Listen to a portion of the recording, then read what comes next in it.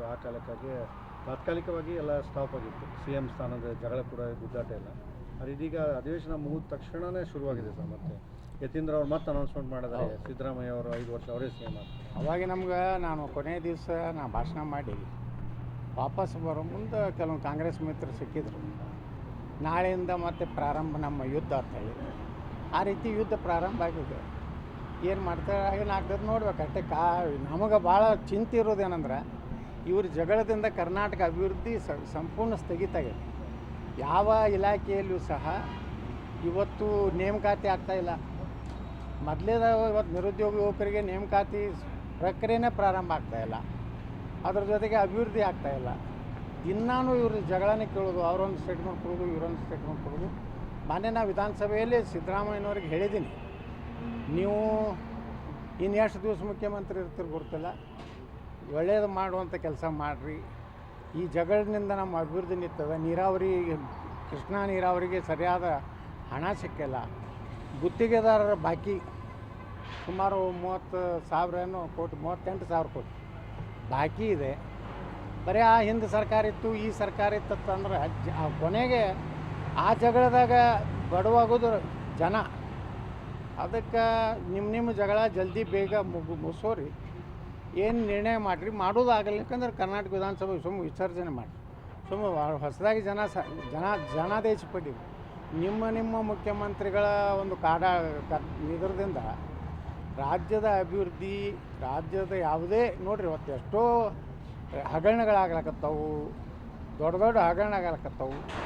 ಅದು ದುರ್ದೈವ ಅಂದ್ರೆ ಯಾರು ವಿಧಾನಸಭೆಯಲ್ಲಿ ಮಾತಾಡಬೇಕು ಅವರು ಅಟೆಂಡೆಂಟೇ ಇರೋದಿಲ್ಲ. ಧರಣಿ ಮಾಡ್ಲಕತ್ರ ಹೋಗಿ ಅವ್ರ ಜೋಡ ಆಡಳಿತ ಪಕ್ಷ ಮಂತ್ರಿ ಜೋಡ ಹಲ್ಕಿ ಸೋದ್ಕೊಂಡಿರ್ತಾರೆ.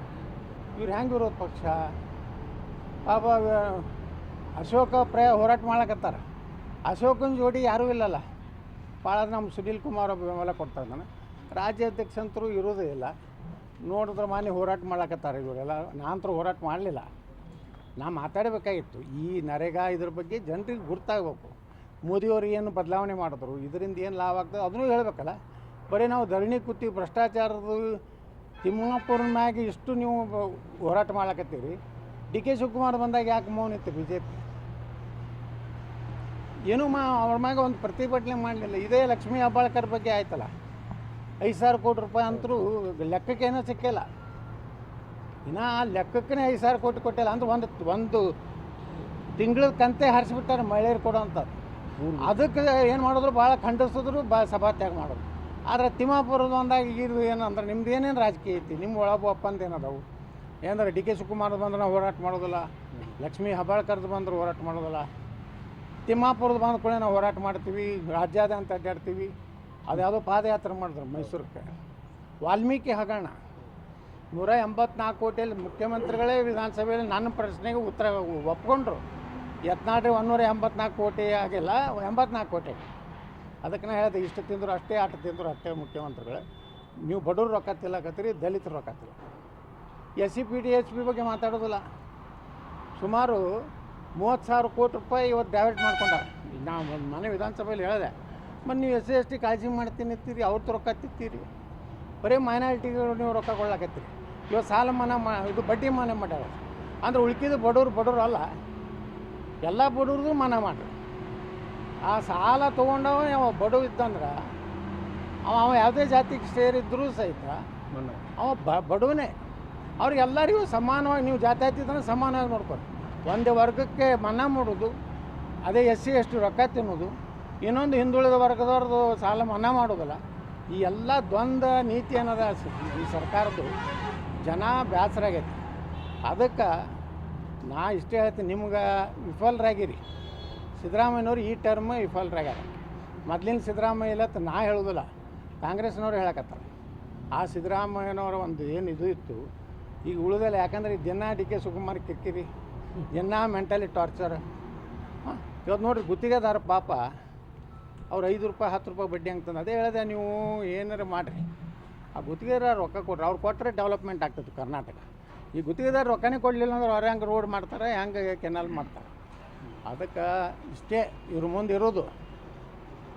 ಸರಿಯಾಗಿ ಮಾಡೋದಿದ್ರೆ ಸಿದ್ದರಾಮಯ್ಯನವ್ರು ಮುಂದುವರೀಲಿ, ಇಲ್ಲಂದ್ರೆ ವಿಸರ್ಜನೆ ಮಾಡಿ. ಇವ್ರೇನೇನೋ ಒಳಗೆ ನಡೆಸ್ಯಾರ ಬಿ ಜೆ ಪಿಯವ್ರ ಜೋಡ ಕೂಡಿ ಹೊಂದಾಣಿಕೆ ಮಾಡ್ಕೋಬೇಕಂತ. ಯಾರು ಅಲ್ಲೇ ಕಾಂಗ್ರೆಸ್ನವ್ರೆ ಹಾಂ ದಿಲ್ಲಿಗೆ ಅದು ಹೋಗಿ ಯಾರ್ಯಾರಿಗೂ ಭೇಟಿಯಾಗಿ ಬಂದಾರ. ಡಿ ಕೆ ಶಿವಕುಮಾರ್ ಅವ್ರು ಸೇರಿ ಮಾಡ್ತಾರೆ ಅಂತ ಡಿ ಕೆ ಶಿವಕುಮಾರ್ ಅವ್ರ ಜೊತೆ ಸೇರ್ಕೊಂಡು ಮಾಡ್ತಾರೆ ಅಂತ. ಡಿ ಕೆ ಶಿವಕುಮಾರ್ ಜೋಡ ಕೂಡಿ ಬಿ ಜೆ ಪಿಯವ್ರು ಮಾಡಿದ್ರೆ ಆತ್ಮಹತ್ಯೆ ಮಾಡ್ಕೊಂಡಂಗೆ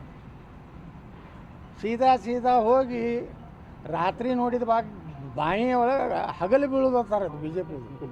ಆದ್ರೆ ನನ್ನ ವಿಶ್ವಾಸ ಐತಿ ಮೋದಿಯವರು ಇದಕ್ಕೆ ಒಪ್ಪೋದಿಲ್ಲ.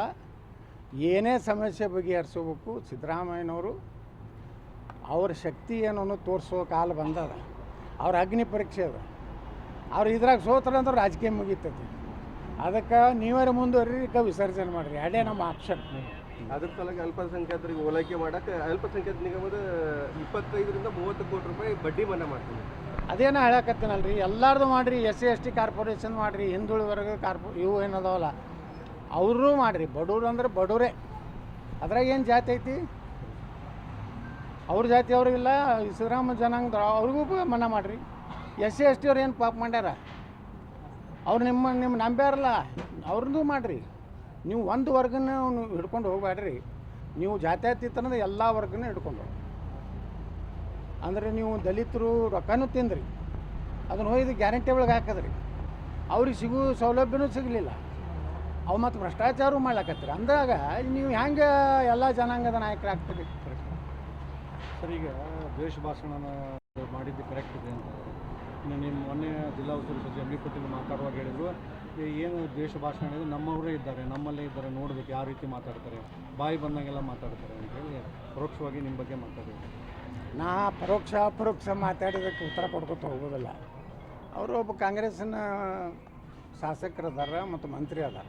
ಅದು ಸಮರ್ಥನೆ ಮಾಡ್ಕೊತ ಅನಿವಾರ್ಯ ಇರ್ತದೆ. ಕೆಲವೊಮ್ಮೆ ಏನಾಗ್ತದೆ, ಆತ್ಮವಂಚನೆ ಮಾಡ್ಕೊಂಡು ನಾವು ಒಪ್ಪಬೇಕಾಗ್ತದೆ. ಈಗ ನಮ್ಮ ಬಿ ಜೆ ಪಿಗೆ ಅದಾರ, ಆತ್ಮವಂಚನೆ ಮಾಡ್ಕೊಂಡು ವಿಜೇಂದ್ರನ ಒಪ್ಪ್ಯಾರ. ಏನು ಮಾಡೋದು? ಹೈಕಮಾಂಡ್ಗೆ ಏನು ಅಲ್ಲಕ್ಕೆ ಬರೋದಿಲ್ಲ. ನನಗೆ ಧೈರ್ಯಲ್ಲೇ ಮಾತಾಡೋ ತಾಕತ್ತಿಲ್ಲ. ಈ ಮನೆ ಎಲ್ಲ MLAಗಳು ಹೇಳ್ತಿದ್ರು, ನೀವು ಬಿ ಜೆ ಪಿಗೆ ಬರ್ಲಿಕ್ಕಂದ್ರೆ ನಮ್ಮ ಮನೆಯಾಗ ಇರ್ತೀರಿ ಮುಂದಿನ ಸಲ ಅಂತೇಳಿ. ಅದನ್ನೇ ಹೋಗಿ ಅಲ್ಲಿ ಹೇಳಿ ಅಂತೇಳಿ, ಹೊಸ ಅಧ್ಯಕ್ಷರು ಬರೋದು, ರಾಷ್ಟ್ರೀಯ ಅಧ್ಯಕ್ಷರು ಹೋಗಿ ಹೇಳ್ರಪ್ಪ, ಅವ್ರಿಗೆ ಅಮಿತ್ ಶಾರ್ಗೆ ಹೋಗಿ ಹೇಳ್ರಿ. ಹಂಗೆ ಎಂ ಬಿ ಪಾಲ್ರು ಹೇಳ್ಬೇಕಾಗ್ತದೆ. ಎಂ ಬಿ ಪಾಲ್ರು ಮುಖ್ಯಮಂತ್ರಿ ಸ್ಪರ್ಧಾ ಕಣದಲ್ಲಿ ಅದಾರ. ಅವರು ಅತ್ಯಂತ ಸಮರ್ಥವಾಗಿ ಅವ್ರ ಪಕ್ಷ ಮತ್ತು ಸರ್ಕಾರವನ್ನು ಸಮರ್ಥನೆ ಮಾಡ್ಕೊಂಡು ಅವ್ರ ಧರ್ಮ ಅವ್ರು ಕರ್ತವ್ಯ ಮಾಡಕತ್ತಾರೆ. ನಾನು ನನ್ನ ಧರ್ಮ ಕರ್ತವ್ಯ ಮಾಡಕತ್ತೀನಿ. B J ಪಿಯವ್ರ ಧರ್ಮವಿಲ್ಲ, ಕರ್ತವ್ಯವಿಲ್ಲ. ಕರ್ನಾಟಕದವರು ವಿಜೇಂದ್ರ ಮಾತು ಕೇಳಿ ಮಕ್ಕೊಂಡಾರ ಮನೆ ಆಗತ್ತೆ. ಈಗ ಅನೇಕ BJP ಕಾರ್ಯಕರ್ತರು ಫೇಸ್ಬುಕ್ಕಲ್ಲಿ ಸಾಮಾಜಿಕ ಜಾಲತಾಣದಲ್ಲಿ ಕೂಡ ಪೋಸ್ಟ್ ಮಾಡ್ತಾ ಇದ್ದಾರೆ. ಯತ್ನಾಳ್ ಅವರು BJPಗೆ ಹೊಸ ಪಕ್ಷನ ಕಟ್ತಾ ಇದ್ದಾರೆ, ಪಕ್ಷ ಕಟ್ಟಬೇಕು, ಕಟ್ಟಿದರೆ BJP ಅವರೇ ಪರೋಕ್ಷವಾಗಿ ನಿಮಗೆಲ್ಲ ಬೆಂಬಲ ಕೂಡ ಈಗ ನಿಂತಿದೆ ಕಾರ್ಯಕರ್ತರು. ನೋಡಿ, 90% BJP ಒಳಗೆ ಇಂಥ ಲೀಡರ್ಗಳು ಬೇಕಾಗಿಲ್ಲ ಅವ್ರಿಗೆ. ಈ ಡಬಲ್ ಗೇಮ್ ಮಾಡೋದು, ಇವರಿಗೆ ವಿಧಾನಸಭೆ ಒಳಗೆ ಮಾತಾಡೋದು ಧೈರ್ಯ ಇಲ್ಲ ಅಂದಮ್ಯಾಗ ನೀವು ಪಕ್ಷ ಹೆಂಗೆ ಕಟ್ತೀರಿ? ಅಟ್ಯಾಕೆ ಮಾಡೋದಿಲ್ಲ, ನೀವು ಅಂಜಿ ಸಾಯ್ತೀರಿ. ನಿಮ್ಮಿಂದ ಪಕ್ಷ ಹಂಗೆ. ಈಗ ನನಗೂ ಅವರು ಬೇಕಾದಷ್ಟು ನನ್ನ ಮ್ಯಾಗೂ ತೊಂದರೆ ಮಾಡ್ತಾರೆ. ನಮ್ಮ ಸಕ್ಕರೆ ಕಾರ್ಖಾನೆಗೆ ತೊಂದರೆ ಮಾಡಲಿಲ್ಲ ರೀ, ಅದನ್ನು ಎದುರಿಸಿ ಸುಪ್ರೀಂ ಕೋರ್ಟ್ ಅವರಿಗೆ ಹೋರಾಟ ಮಾಡಿ ನಾನು ಪರ್ಮಿಷನ್ ತಂದೆ. ಅದಕ್ಕೆ ನೀವು BJP ಒಳಗಿರೋರು ಒಂದು ಕುಟುಂಬಕ್ಕೆ ನಿಮ್ಮ BJP ಕರ್ನಾಟಕ ಮಾರ್ಕೋಬೇಡ್ರಿ. ಸ್ವಾಭಿಮಾನದಿಂದ ಬರ್ರಿ. ಈಗ ಸ್ವಲ್ಪ ಸ್ವಾಭಿಮಾನದಿಂದ ಕೆಲವು ಮಂದಿ ಮಾತಾಡಕತ್ತಾರೆ. BJP ಕಾರ್ಯಕರ್ತರು ಮಾತಾಡ್ತಾ ಇದ್ದಾರೆ. BJP ಕಾರ್ಯಕರ್ತರು ಅವರು ಹಿಂದುತ್ವ ಇರುವಂಥ ಕಾರ್ಯಕರ್ತರು.